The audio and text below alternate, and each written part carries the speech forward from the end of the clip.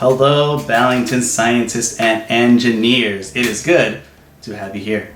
So, today is our science experiment day. It's Wednesday, so it's our science experiment day.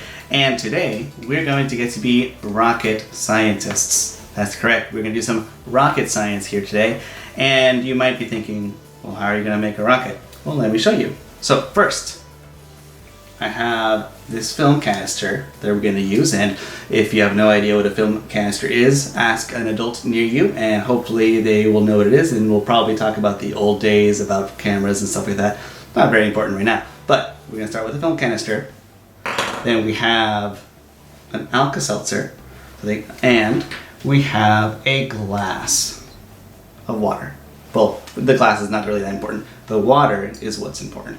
How does this make a rocket, Mr. Jones? You might be asking. Well, let me show you. We have our water and we have our Alka-Seltzer, and this is what happens when you put them together. Let's see, you can see all that.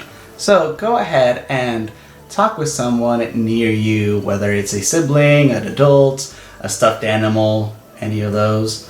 And tell me what you are seeing in here. What is happening? What does this remind you of?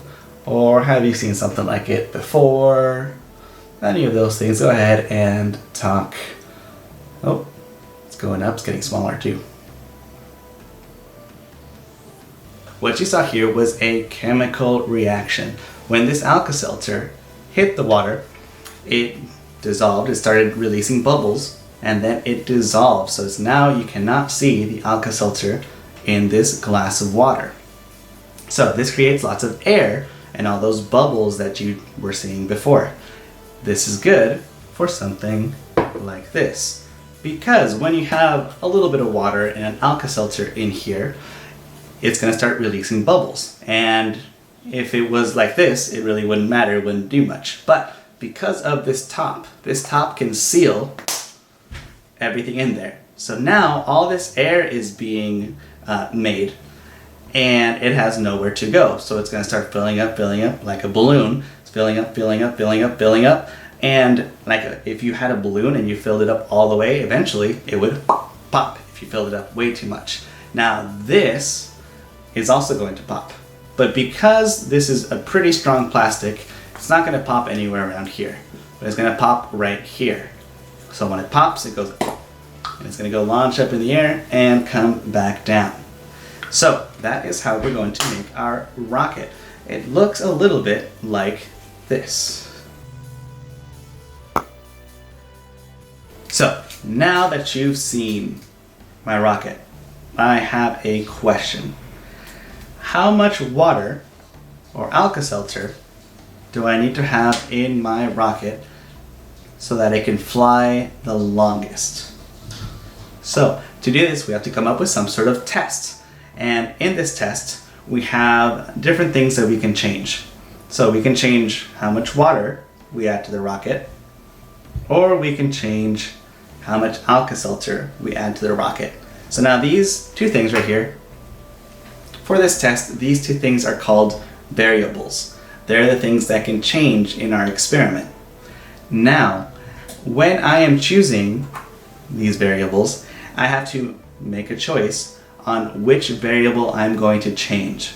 Because if I'm changing both the water and the Alka-Seltzers at the same time and adding just whatever comes to my mind of, oh, this much water and this much Alka-Seltzer, and change those two every time, I'm not going to know really what helps make this rocket fly the longest.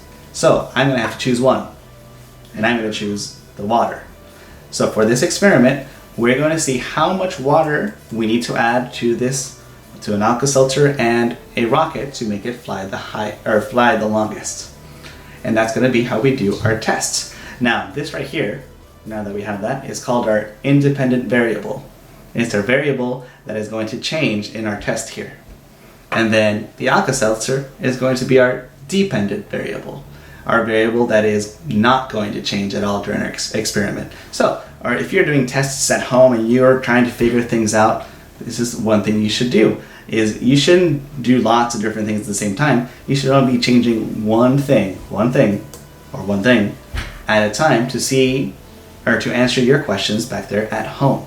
So we're gonna have these rocket canisters filled with 5 milliliters of water, 10, 15, 20, and 25 milliliters of water, and we're gonna use the same amount of Alka-Seltzer. It's gonna be 1/4.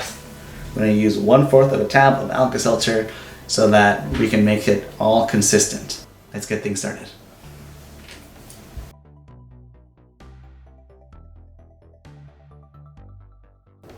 So, welcome to my backyard. Here I am getting everything ready. I just put the Alka-Seltzer into the water, into the film canister. This is 5 milliliters of water. Now what you're gonna see is as soon as it pops, there's gonna be a timer on the bottom that tells me how long it takes for it to reach the ground again after it launches. And it's just happened right now. There we go. All right, so that one went for 2 seconds and 36 milliseconds. Now let's get a close-up view of it. Oh, there it goes. Happens pretty fast. Cameras weren't able to capture everything there yet. So here's our second one. Already went.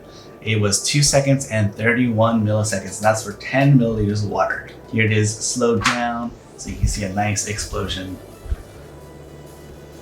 Give it some time to go. All right, now we have experiment 3, and it has 15 milliliters of water. And let's see it go. Nope, there we go. So it's timing, falls there on the floor for 2 seconds and 39 milliseconds. That was the air time. Now here it is slowed down, and boom. That gives it a really cool shock wave as it's going up. So that was our third one for 15 milliliters of water. Here we have 20 milliliters of water. And it's very disappointing.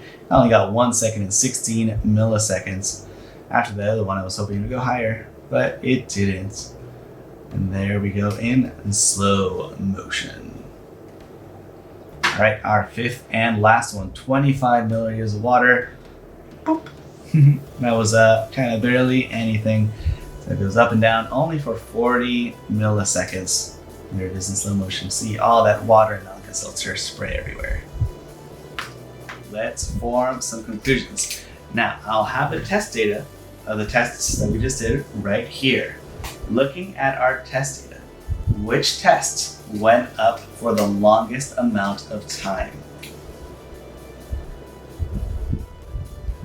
So, if you said that the third test went up for the longest time, yeah, we can see that our third test went up for 2 seconds and 39 milliseconds.